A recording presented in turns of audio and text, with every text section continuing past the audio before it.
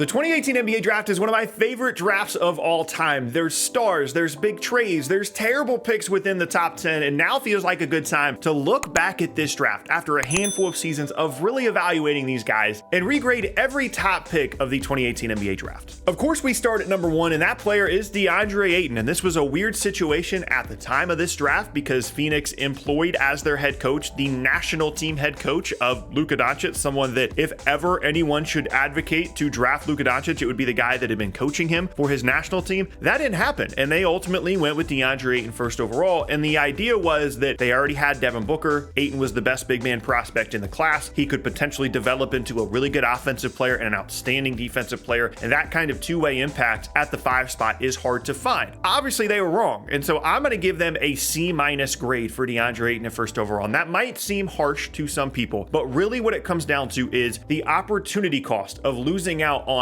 so many other good players in this class. Picking DeAndre Ayton in like a normal draft class where it's just kind of decent, you miss on a couple of guys, that's not that big of a deal. Picking DeAndre Ayton first overall in a class that has multiple top level all NBA caliber guys, one of which realistically could have gone first overall, that makes this a massive miss and a C- pick for me at first overall. We move on now to number 2, Marvin Bagley. This one's really easy for Sacramento. It's an F. It's not even remotely close. I mean, this guy did nothing for their team. He got hurt. He barely played for them at all, and then didn't provide them any value in a trade after just a few seasons out of Sacramento. The entirety of the time in the draft process, it seemed like for whatever reason, Sacramento was desperate to draft Marvin Bagley. They didn't really even consider that much the Luka thing or any of the other prospects. They wanted him. They saw the upside and the athleticism that he provided. They thought he was going to be this really, explosive front court player as a scorer and as an offensive guy, and it just never happened. And you add into the fact that all these other guys that went after him turned out to be really, really good. This is the only grade that you can give this selection. Then, of course, at number 3 overall is Luka Doncic. This has to be an A+.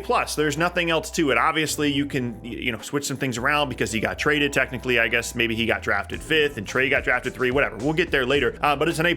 I thought at the time, you can go back. This is one of the nice things. When I'm right, at least, this is one of the nice things about having these kinds of videos on the channel going back years and years. You can find the evidence. I thought that Luka should have gone first in the draft. I didn't understand how he didn't go first in the draft, and this is absolutely an A+ selection. Not only picking Luka, but Dallas having the conviction in that selection to move up from 5 to 3, to trade an extra first-round pick because they were that confident that Luka was this level of player for them. Absolutely an A+ selection. We move on now to number 4, one of my favorite players in this class as well. Again, you can go back and look. I had this player ranked 2nd overall in this class, only behind Luka. It's nice when those things are there. When I'm wrong, it's kind of like, it's not really that great when those things are there. But in this moment, it feels pretty cool. It's Jaren Jackson Jr. going 4th to Memphis. I'm going to give them an A grade for this. The only reason that it's not an A+ is because of how good Trae Young has been as an NBA player. We're going to get to him at the next selection. But in terms of uniqueness, in terms of upside and potential, Jaren Jackson has just continued to grow and grow and grow. And as long as he can stay on the floor in terms of health and stay on the floor in terms of not getting into foul trouble, the sky is the limit for Jaren Jackson. This was a pick that a lot of people questioned at the time because he didn't play as much as you'd like him to in college because of the foul trouble issues. But whatever you thought Jaren Jackson was going to be as a two-way player, that's what he's turned into so far for Memphis. I love the selection for them. I'm going to give them an A grade. We move on now to number 5. Of course, it is Trae Young, and I'm going to give them an A+.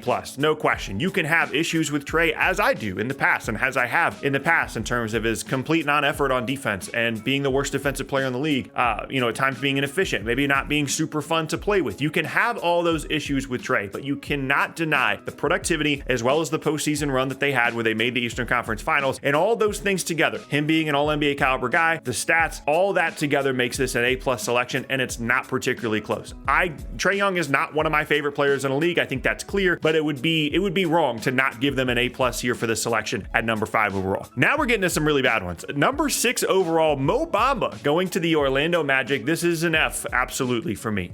There's just no way you can justify this as anything else for Orlando. They went with the upside of just another one of those prospects that was supposed to be a great rim protector and space the floor at the same time, and it just never happened for him. He basically never played for them. When he did, it really wasn't that inspiring. The three-point shot never developed at the NBA level. He wasn't as good of a rim protector as you would have hoped at the NBA level. He has now bounced around to a couple of different teams, and not only when you consider that he was the 6th pick in a draft is this an F, but also some of the players coming up later that they could have picked, it would have been early, but that they could have picked 6 overall, make this pick look that much worse. It is absolutely an F at 6 overall. Number Number 7 now, Wendell Carter Jr., now part of the Orlando Magic after a trade from Chicago. I'm going to give this selection a B grade. I like Wendell Carter Jr. I liked him at the time of the draft. I thought that he was like an Al Horford kind of player potentially in terms of what he could turn into down the road. And he's not ever going to be an explosive offensive player. He's never going to be a lockdown defender, but he's going to be a really good two-way player that can fit in a lot of different lineups. And that's what Orlando has needed over the last couple of seasons, and he has provided that for them. This is a very solid selection. I'm going to give them a B grade. Maybe you grade it a little bit worse because you don't like Wendell Carter Jr. as much as I do. That's fine, but I'm going to give them a B grade. Next up now, number 8 is Colin Sexton. And this one's tough because initially when he came into the league after his first couple of seasons, it would seem like this would be a much better grade than this. Put up some huge scoring numbers, but had some injury issues. His future is kind of uncertain in terms of like what he means to the future of Utah at the moment, of course, being involved in the Donovan Mitchell trade. I give this selection a C. Like, it's fine. It's kind of in the middle. It honestly could go either way. Moving forward into the future, this grade could get worse or it could get better if we start to see more out of him. After his first couple of seasons, it would not have been a C, but because we've basically seen nothing from him since, I'm going to give them a C grade. Moving on now to number 9 is Kevin Knox. I'm going to give the New York Knicks a D grade here. The only reason that it isn't an F is just because the opportunity cost is a little bit lower at 9th overall. Like, if you miss on a player at 9, like, that's going to happen. A lot of times once you get outside of the top 5, like your chances of getting an outstanding player really decrease. And initially I thought Kevin Knox was going to be good. He was good in summer league. He was good initially as a rookie, had an ankle injury, and then just never recovered from it, never developed as a 3-point shooter, and has yet to find his place so far in the NBA. We move on now to number 10, Kaleb Bridges. This is an A+,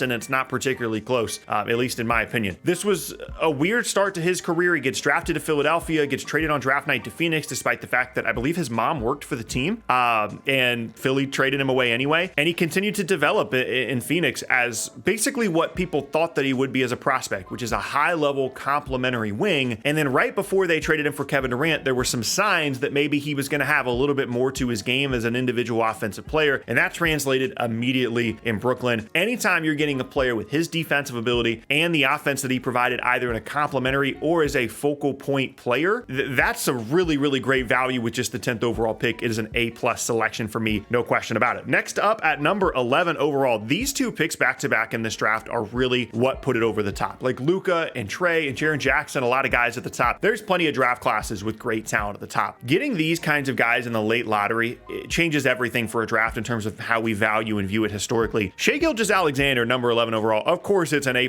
grade, but we have to talk about how not only is he turned into a really great player, he was good as a rookie with the Clippers, gets traded in the Paul George trade to Oklahoma City, slowly develops into a really interesting up-and-coming young player, but now is legitimately one of the best guards in the entire league. And people really liked SGA as a prospect at the time. They liked his size, his length, his offensive creativity, but him developing into one of the best guards in the entire league is an unforeseen outcome for him. I don't remember seeing a lot of people that were that optimistic about his future in the NBA, and it absolutely is an A+ selection at number 11 overall. Number 12 here is Miles Bridges. I'm going to give the Hornets a B grade here. The last time we saw him play, he was, a really good scorer, not like an all-star caliber guy, but a really good scorer. His future in terms of playing in the NBA for a variety of different reasons is in question. I know he signed a new contract with the Hornets, but anytime that someone goes through what he went through in terms of, being able to play in the league or not, and, getting in trouble off the court, I'm going to knock the grade down a little bit. So they're going to get a B grade there for Miles Bridges. 13, Jerome Robinson, the surprise lottery pick of the night. The Clippers really liked him. They thought that he would be a nice compliment alongside SGA, a good college scorer, and he played like 100 NBA games. He barely did anything at all. It's about as bad as it gets for a lottery pick. It's absolutely an F grade for the Clippers. 14 is arguably the story of this draft at the time, and it's Michael Porter Jr. going to Denver. I'm giving them an A grade for this because he kept falling because of medical issues. Some teams completely took him off the board, and the Nuggets decided to take the risk and say, you know what? We don't really like anybody else at this spot. We see the upside and the potential that he has if he can stay healthy, and they've been rewarded with a high caliber starting player, someone that can really shoot the ball, is a good offensive player, rebounds the ball well. Obviously, the injuries have been a concern and an issue for him still at the NBA level at times, and he's obviously not a perfect player, but this kind of value, a high caliber starting player on a team that just won a title with the 14th pick in a draft, is absolutely great value. They get an A grade there at 14. A couple of other guys I want to mention throughout the rest of the first round and into the second round as well. Number 17, Dante DiVincenzo is going to get a B- grade here. Initially went to Milwaukee, has bounced around a little bit, had a really good season with Golden State, and I think he's going to have a long and productive NBA career as a rotation player, maybe even as a starter. That's good value at the 17th overall pick. 19, Kevin Huerter. Atlanta gets an A grade here. This was a fantastic draft for them, despite the fact that they did not hang on to Kevin Huerter and traded him away to Sacramento after a couple of seasons. A really, really good player, a good shooter, does a little bit more on the ball than your typical just like spot up shooter guy. Again, great value inside the top 20 of this draft. 24, Anthony Simons. Portland's also going to get an A grade here. Bit of a weird prospect because he was a post-grad player that played at IMG, didn't go to college at all, but he had clearly a ton of offensive skill despite being a smaller guard, great athlete, and is developed into a really good, off the dribble 3-point shooter, and someone that once the Damian Lillard situation gets resolved, him alongside Scoot Henderson, I think is going to be a really exciting backcourt to keep an eye on. That's great value at 24. They get an A. 27, Robert Williams to Boston. They're going to get a B+. Obviously the health and the injuries and stuff have been a concern for him, but really good value as a rim protector, as a rim roller, and someone that really changes the dynamic of Boston's defense when he's healthy. And then of course, into the second round, number 33, Jalen Brunson, an A+ selection here. He, of course, initially goes to Dallas and now is one of the best guards in the Eastern Conference with the Knicks, which is a crazy level of development for him. That kind of value is really, really hard to find anywhere in a draft, but especially with the 33rd pick in the draft. Think about all the guards that went ahead of Jalen Brunson, and all the way at the 33rd pick. Now the Knicks, at the time the Mavs, ended up with a player that is an all-star caliber guy and one of the best guards in the conference. That is really, really hard to find. So that is the 2018 NBA draft. Those are my grades. Let me know down in the comment section below what grades you would or would not have given each of these players. And yeah, thanks for watching.